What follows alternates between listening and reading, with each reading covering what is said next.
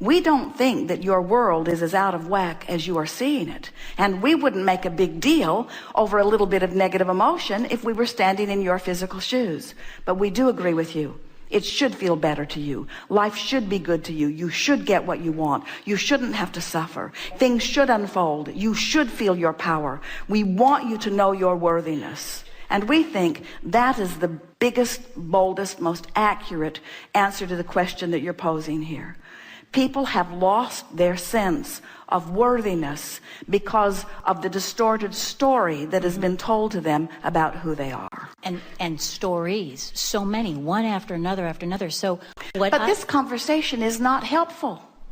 In other words, you are continuing that story. No matter what the reason is that you're focused upon that, you're not focused upon what's in the vortex as you tell such a story. So you want to get into the vortex so that you can radiate the knowledge that you want others to find.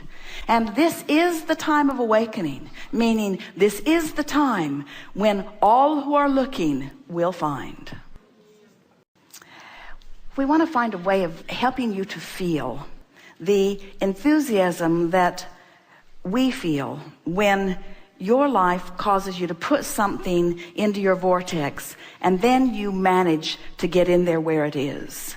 That's the thrill of life. And that's the nugget that everyone is looking for. We want to convince you that the perfect world isn't one where everybody knows what you're coming to know and everybody is just this really dynamic, deliberate creator. That's not the perfect world. The perfect world is the world you've got. The perfect world is the world of contrast and balance. The perfect world is the world that stimulates new desire, and some line up with it and some don't. In other words, the perfect world is the world of choice. It's the world of knowledge. And we know that when you find a way to find happiness, that you want to tell everybody about it.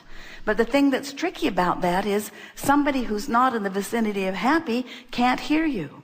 And so then you want to say, well, something's screwy with the system. And we say, no, it's not screwy with the system. There might be something screwy with people's ability to understand where they are in relationship to who they are.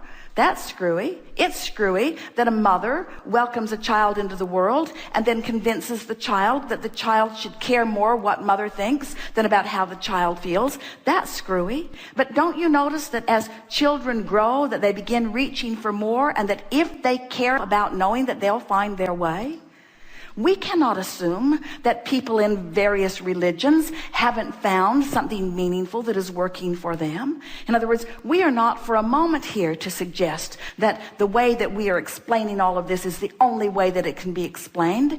We understand the laws of the universe, but there are plenty of people who are outside the vortex, who are living, who have put things into their vortex, who find things in religions that you might not find that might help them to close their gap, you see? There's not one right way of living. There are so many right ways of living.